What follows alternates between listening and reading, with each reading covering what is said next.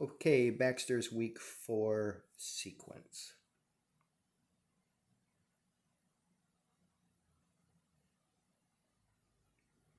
Good. Nice start line stay.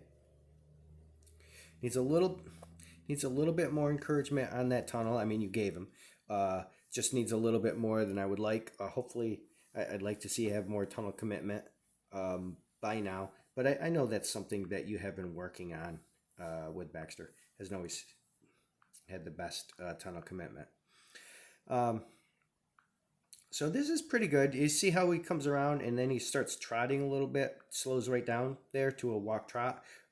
That's just an indication he needs more value for doing wraps, like we talked about in the drills. And so then you end up here.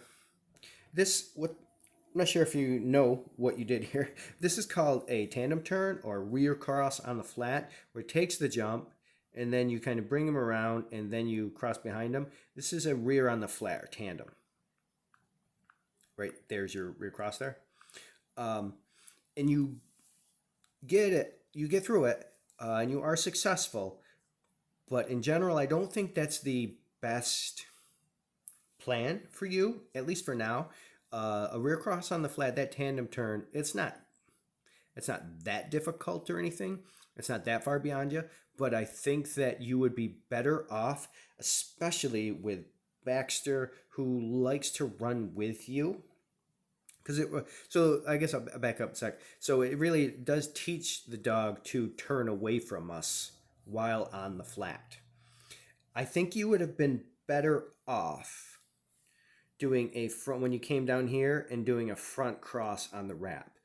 Front cross with a wrap is pretty easy, and I think a little bit more motivating for a dog like Baxter. So if I think there's been some examples, I think we've done that on some of these drills.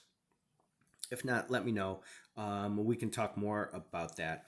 But I just think that in general, that would be a better plan for you to keep moving.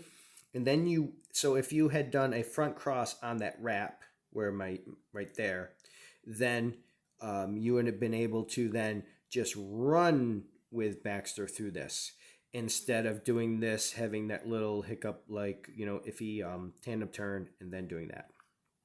Keeping it moving. We want to keep Baxter moving, happy. This is all very nice.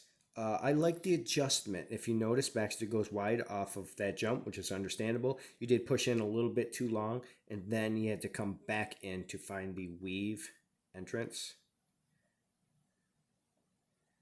right here. See how you're still telling him to go left towards those flags? Now you're calling him towards you to the weaves, but makes the weave entry a little bit more challenging. But he does get it, and then you pay him, which I really like. Nice job there. I like that reward. And then this seems very motivated. This is very nice too. This is a really nice ending. So overall, I think a great sequence. Um, just real minor little tweak would have made their weave entry a little bit smoother, easier by just pulling up a little sooner, and then remembering that they're always going to go in on their left shoulder, so you can pull up a little bit more instead of pushing the dog in and then have him to come back. That's really small thing. And then the other thing is just really a suggestion for a different handling technique. When you can, try to do your front crosses on the wraps. And personally, if I had Baxter, I would try to avoid doing rear crosses on the flat or tandem turns, at least for a little while, until he's got more motivation and more value and drive to take those next obstacles. Okay? Very nice sequence, though. Good job. I think it's one of the best sequences I've seen you guys do. Maybe the best. I mean, it was really nice. I really like the sequence. I like your reward off your weaves, and really finished up strong, too. Nice job this week.